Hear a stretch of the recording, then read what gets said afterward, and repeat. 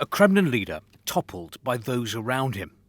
Yes, it happened 60 years ago today. On October the 14th, 1964, Nikita Khrushchev was pushed out. Leonid Brezhnev became the new face of the Soviet Union.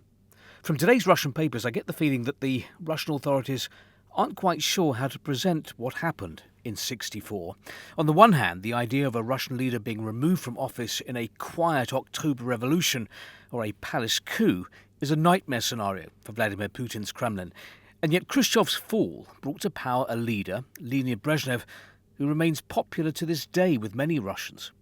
In Moskovsky Komsomolets, the message seems to be, do not force out your leader. It can lead to the country collapsing.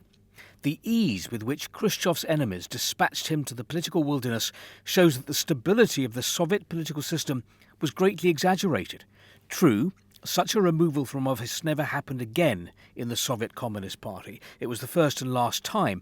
But not long after, in historical terms, just 27 years later, the whole country collapsed.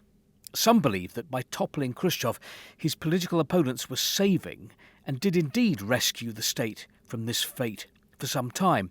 The argument goes that, given the chance, the uncontrollable Khrushchev would have destroyed the country like Gorbachev.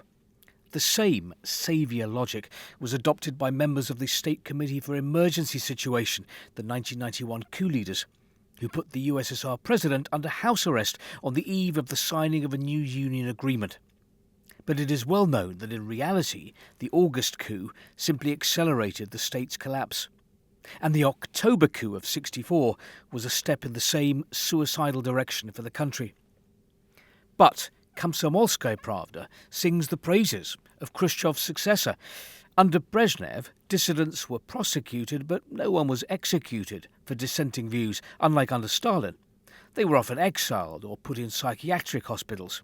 He did a deal with the West on disarmament and didn't threaten to teach someone a lesson like Khrushchev had. He tried peacefully to build developed socialism beside his capitalist neighbours, and he cared most about stability.